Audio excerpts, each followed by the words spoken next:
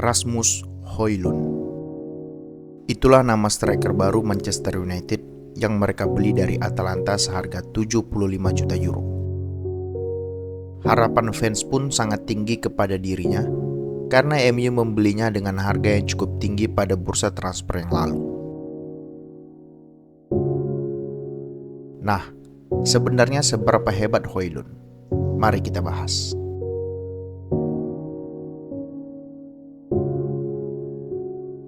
Højlund yang baru genap berusia 21 tahun pada 2 Februari yang lalu, kini telah mengemas total 11 gol musim ini bersama Manchester United. Namun di awal-awal musim, Højlund sempat kesulitan untuk mencetak gol karena kurangnya suplai dari rekan-rekannya. Dari data yang dilansir oleh Sky Sport ini, kita bisa melihat bahwa Højlund lebih banyak menerima passing di luar kotak penalti yang ditandai dengan garis berwarna hijau. Sedangkan hanya sedikit passing yang ia terima di dalam kotak penalti yang terlihat dalam garis berwarna biru. Hal tersebut tidak mengherankan. Pemain-pemain yang seharusnya menyuplai dirinya seperti Garnacho, Bruno, dan Rashford hanya bermain untuk dirinya sendiri dan terkesan enggan untuk memberikan umpan kepada Højlund. Beberapa hal di atas tadilah yang menjadi faktor kenapa Højlund begitu sulit untuk mencetak gol di awal-awal masa baktinya di Manchester United. Padahal apabila kita perhatikan, Højlund bukanlah tipe striker yang egois di kotak penalti. Ia selalu memberikan passing kepada rekannya yang berdiri tidak terkawal. Contohnya di video ini, Højlund yang menguasai bola bisa saja langsung melakukan shooting karena bola berada di kaki terkuatnya. Namun ia lebih memilih melakukan passing kepada Rashford yang tidak terkawal. Alhasil, Rashford bisa mencetak gol dalam momen itu. Di momen lain juga kita bisa menyaksikan Højlund yang dikawal oleh 3 orang tidak ingin memaksakan diri melakukan shooting ke arah gawang, namun lebih memilih memutar badan dan memberikan passing kepada Bruno yang berdiri tidak terkawal di luar kotak penalti. Bukti lain yang menunjukkan bahwa Højlund bukanlah striker yang egois ketika berada di dekat kotak penalti adalah seperti di momen ini. Di sini, sebenarnya Højlund bisa saja menekuk bola ke kiri lalu melakukan shooting.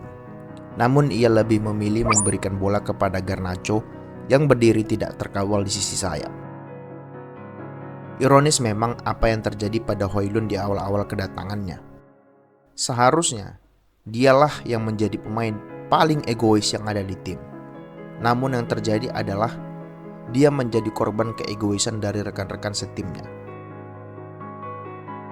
Dan apabila kita perhatikan pada klip sebelumnya, pemain yang menerima umpan dari Højlund adalah pemain-pemain yang sudah kita sebutkan sebagai pemain yang enggan untuk memberikan umpan kepada dirinya, yakni Bruno, Rashford, dan Garnacho.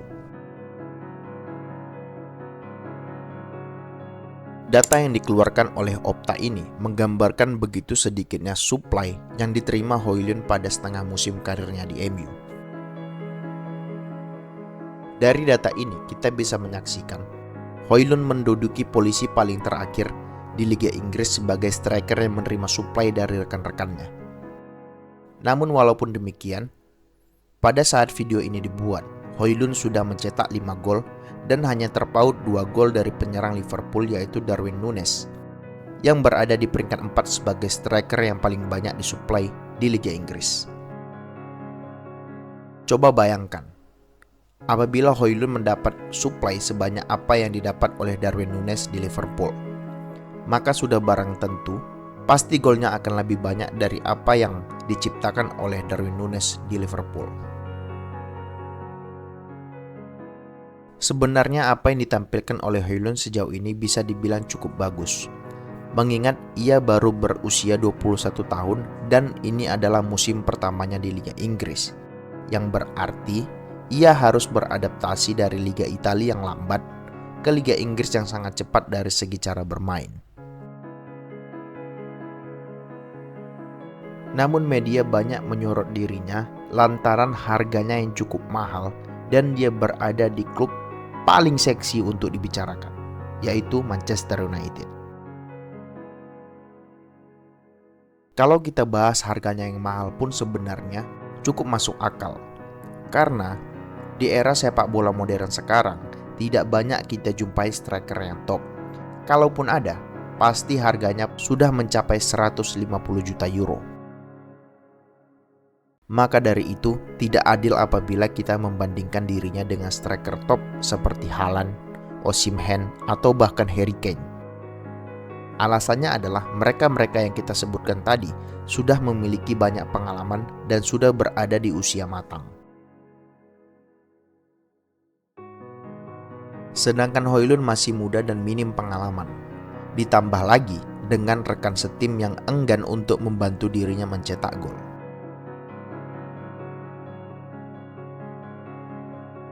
Sebagai contoh, apabila kita ingin membandingkan Højlund dengan Haaland, maka data dari Sky Sport ini bisa menjawab. Dari heatmap ini, kita bisa melihat bahwa Erling Haaland lebih sering berada di kotak penalti untuk menerima umpan dari pemain-pemain seperti Kevin De Bruyne, Bernardo Silva, Phil Foden, dan banyak lagi pemain yang bersedia menyuplai dirinya di Manchester City.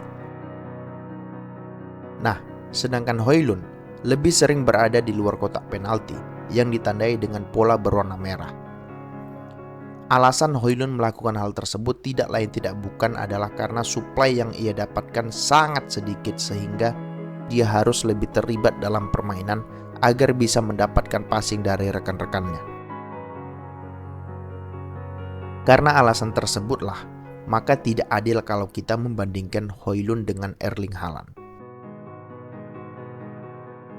Namun bersyukurnya, Højlund juga merupakan seorang pemain yang bisa lebih terlibat dalam skema membangun serangan. Hal ini ditandai dengan dirinya yang begitu tenang meskipun sedang dikawal lebih dari satu orang.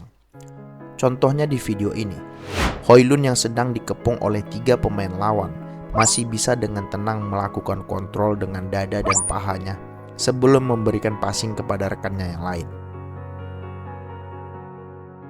Di momen lain juga kita bisa menyaksikan ketenangan dari seorang Rasmus Højlund. Di klip ini kita bisa menyaksikan Højlund yang dikepung oleh 2 pemain lawan masih bisa melepaskan diri dengan membalikkan badan ke ruang yang kosong, sehingga ia bisa menjangkau rekannya yang lain di sisi sayap.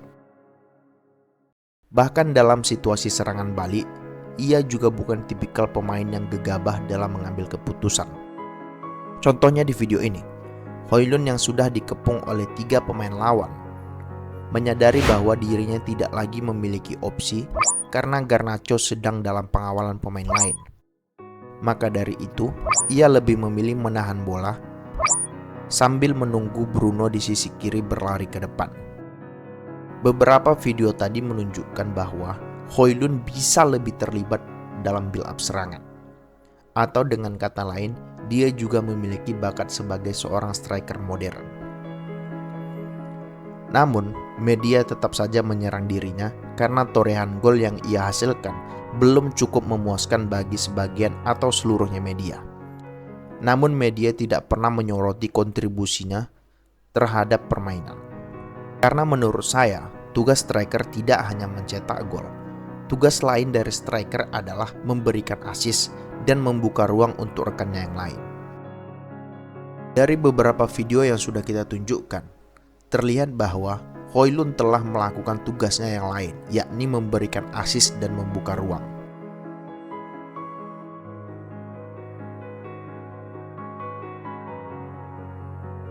Nah, sekarang kita akan bahas bagian terpenting dari seorang pesepak bola, yaitu visi bermain.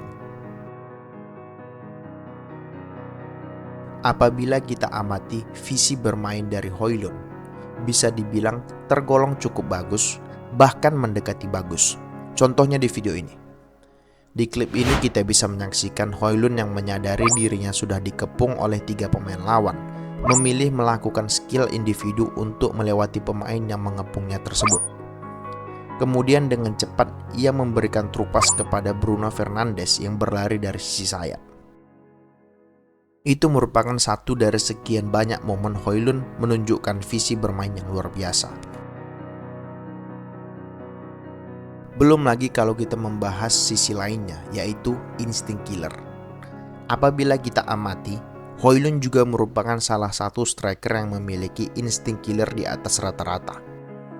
Contohnya di video ini, Højlund yang menyadari Shaw mendapatkan bola dari hasil overlappingnya, langsung berlari ke arah area yang kosong untuk menyambut umpan dari Luke Shaw. Contoh lainnya ada pada klip berikut ini. Di klip ini kita menyaksikan Højlund yang menyadari ruang tembaknya sudah ditutup oleh dua pemain lawan, memilih menggeser bola ke area yang kosong untuk mengecoh dua pemain tersebut. Alhasil, ia mendapatkan ruang tembak yang cukup dan berhasil mencetak gol walaupun menggunakan kaki terlemahnya. Dua video tadi menunjukkan dua hal sekaligus, yaitu visi bermain dan juga insting killer. Jadi, apabila kita simpulkan sebenarnya Højlund memiliki atribut untuk menjadi pemain besar. Atribut tersebut antara lain ketenangan, visi bermain, dan insting killer. Namun rekan-rekannya yang ada sekarang kurang mendukung dirinya sehingga ia terlihat seperti pemain yang biasa-biasa saja. Namun bagi orang yang mengamati sepak bola secara menyeluruh, maka mereka akan mengatakan bahwa Højlund memiliki bakat untuk menjadi pemain hebat. Semoga di sisa musim ini, rekan-rekannya bisa lebih mendukung cara bermainnya. Dan semoga di musim depan, MU bisa mendatangkan pemain yang lebih baik lagi dalam segi teamwork. Karena pemain yang ada sekarang lebih bermain untuk dirinya sendiri, walaupun di beberapa pertandingan terakhir sebelum video ini dibuat, pemain seperti Rashford, Bruno, Garnacho sudah lebih bermain secara tim. Hal tersebut tentu menjadi PR tersendiri untuk Erik ten Hag bagaimana cara meredam ego dari masing-masing pemainnya agar lebih bisa menyuplai Højlund di kotak penalti. Sekian video kita kali ini. Nantikan konten-konten selanjutnya. Terima kasih, semoga terhibur.